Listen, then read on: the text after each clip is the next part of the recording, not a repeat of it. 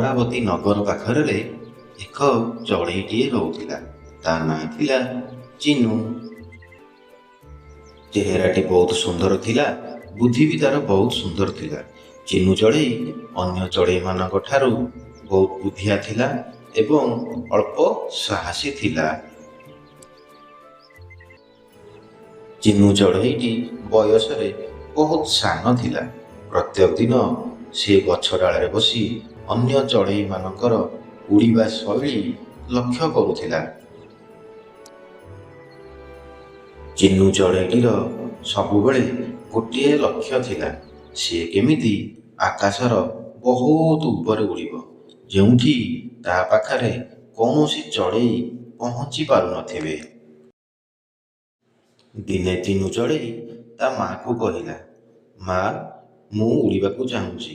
ତା ମା ହାଲକା ହସିଲା ଏବଂ କହିଲା, "ତୁ ତ ବୟସରେ ବହୁତ ସାନ ଅଛୁ। ଯେବେ ତୋର ବୟସ ହୋଇଯିବ, ତୁ ବଡ଼ ହୋଇଯିବୁ, ଆକାଶରେ ଉଡ଼ି ବୁଲିବୁ।"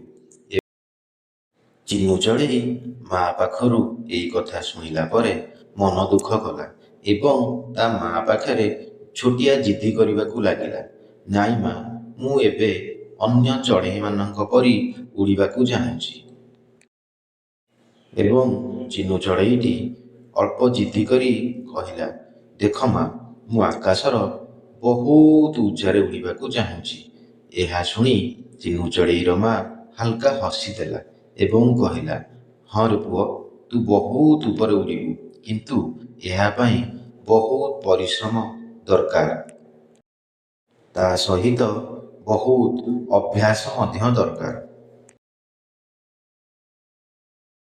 ଚିନୁ ଚଢ଼େଇ ତା ମା ସାଙ୍ଗରେ ଏତିକି କଥା କଲା ପରେ ତା ପରଦିନ ଠାରୁ ଉଡ଼ିବାର ଅଭ୍ୟାସ ଜାରି ରଖିଲା।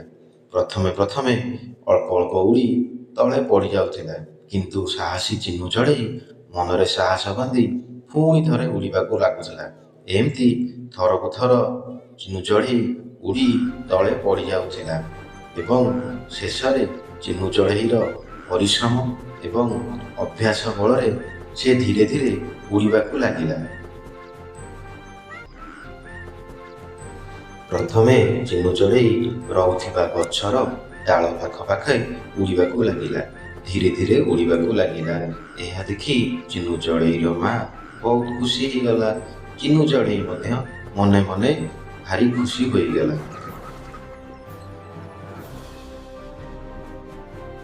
ଦିନକର କଥା, ଚିନୁ ଚଢ଼େଇ ରହୁଥିବା ଗାଁ ପାଖରେ ବହୁତ ବଡ଼ ଝଡ଼ ଆଉ ତୋଫାନ ଆସିଲା।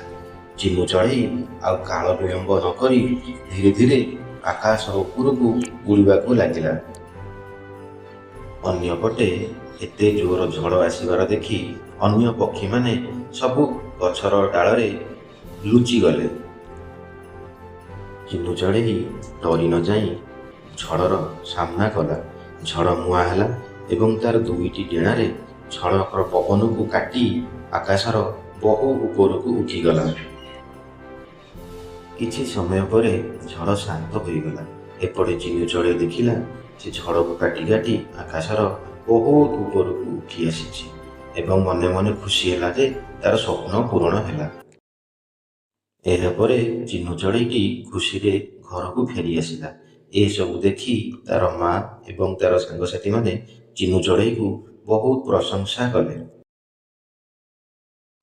ଏ ଗପରୁ ଗୋଟିଏ କଥା ଶିଖିଲେ ସାଙ୍ଗମାନେ, ସାହସ ଏବଂ ନିରନ୍ତର ପ୍ରୟାସ ଥିଲେ ଯେକୌଣସି କଷ୍ଟସାଧ୍ୟ କାମକୁ ହାସଲ କରିହେବ।